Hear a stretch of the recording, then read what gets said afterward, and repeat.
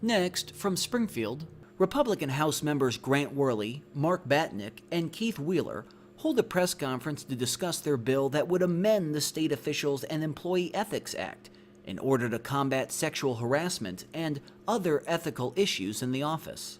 This runs about 15 minutes. Good afternoon. I'd like to thank everyone for joining us here today. So in the news recently have been several issues with sexual harassment under the dome here in Springfield. And I'd first like to thank leadership for bringing forward the legislation that adds sexual harassment to the Legislative Inspector General's duties. There's been discussion of extending the one-year moratorium, that timeline, so we applaud those efforts as well. And also appointing, after much delay, a Legislative Inspector General. So some positive steps have been taken, but unfortunately they don't go nearly far enough, which is why we have introduced House Bill 4151. Right now there's a task force that's being formed to help address some of these issues, some of these concerns, but those in Springfield have a tendency to take too long. There are some immediate steps that we can do right now to cure some of these concerns. A resolution was passed out of a pensions committee this morning. Once again, resolutions are not law, and we need to clearly strengthen our legislative ethics laws. So what House Bill 4151 does is a number of things. First off, it incorporates the suggestions made by departing Legislative Inspector General Homer in a letter dated April 15th of 2014. It strengthens the conflict of interest provisions. It requires more comprehensive annual financial statements of economic interest to mirror those that judges are required to do. It adds censure and an administrative penalty for any violations of these up to $25,000 under current Illinois law. When it is actually a law that is being violated, it's only a $5,000 fine. So this ups it to $25,000. A more unique proposal here under 4151 is how we appoint the Legislative Ethics Commission. Right now, it is a leadership-driven initiative. They appoint 2 members from each caucus in each chamber. If you look at who's currently serving on that, they are typically members of leadership from those caucuses. What House Bill 4151 would do is it would remove leadership from that process. It would make it closely resemble a grand jury or a jury in a normal court of law to where people are randomly selected. So each caucus would have 2 members selected to serve for a total of 8 for a total of 60 days. They would be required to adjudicate any complaints within those 60 days, and then a new Legislative Ethics Commission would be seated. So therefore, we're getting a rolling membership in Legislative Ethics Commission for oversight. It's about as close as we can get to peer review without bias. Right now, there is, whether a perceived or real, a tendency to protect membership and sort of discount or put a chilling effect on anyone who's willing to step forward with an ethics complaint. We need to change that and make sure that the complainant has the rights that they are entitled to fairly address their concerns.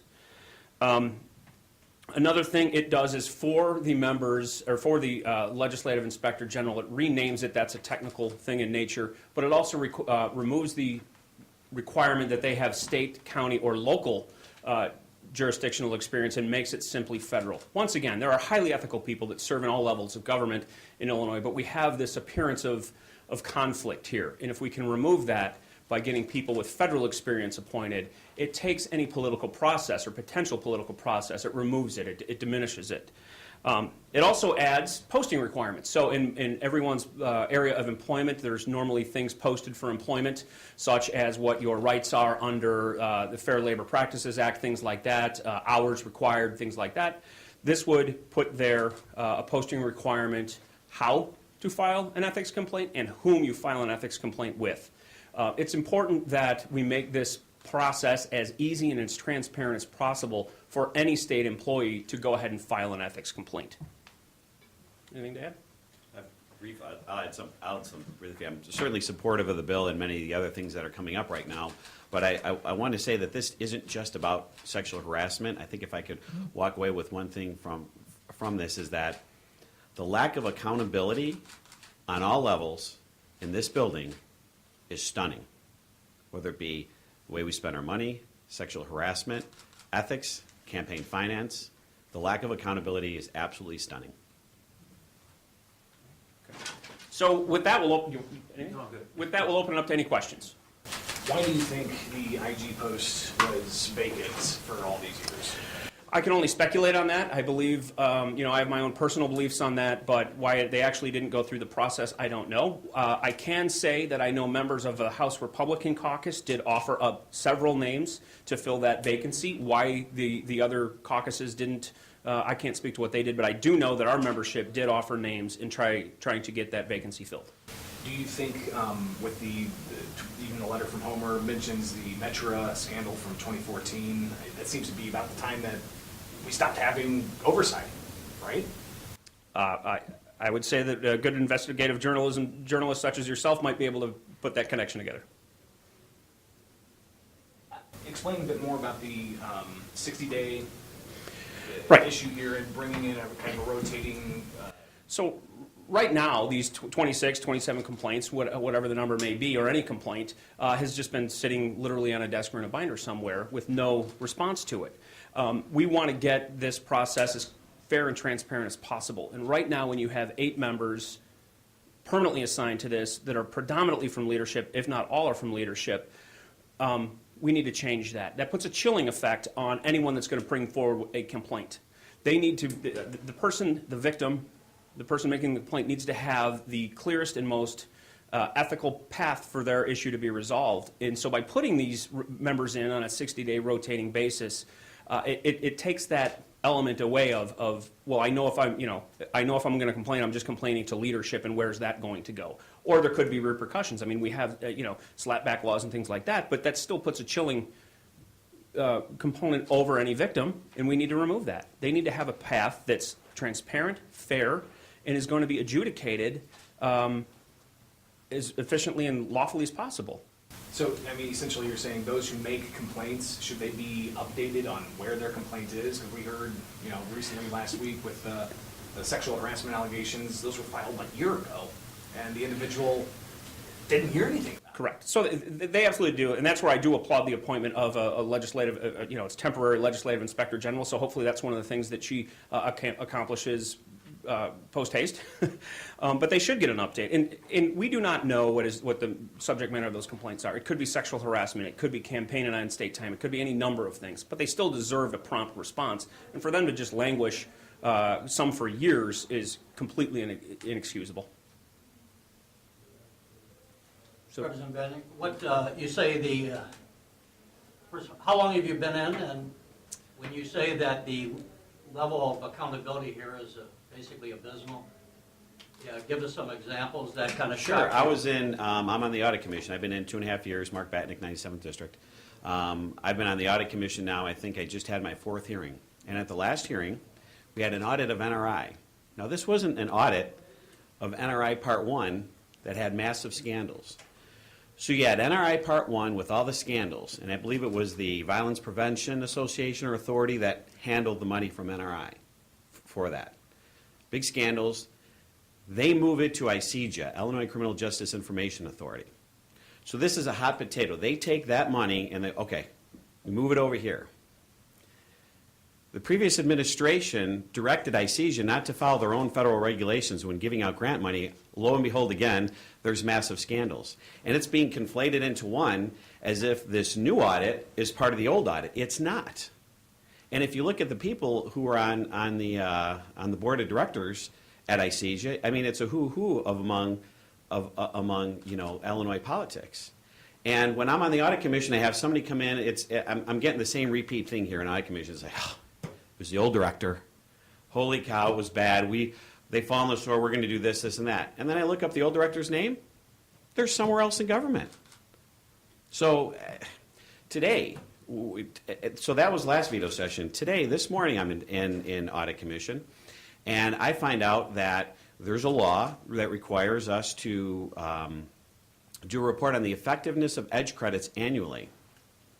We haven't done one of those reports since 2005.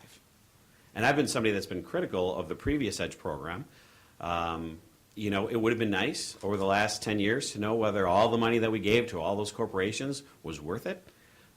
So it's things like that. And we've heard other stories about campaign finance, questionable things, and it just, everywhere I turn around, I seem to be shocked at the lack of accountability. And those are just some small examples. And then, I mean, lastly, just accountability, the way we do our jobs up there, the way the tax dollars are spent, the processes that bills are passed, how many bills are gotten replaced, and you got a bill that's this thick, that's plopped on your desk with a couple hours to review.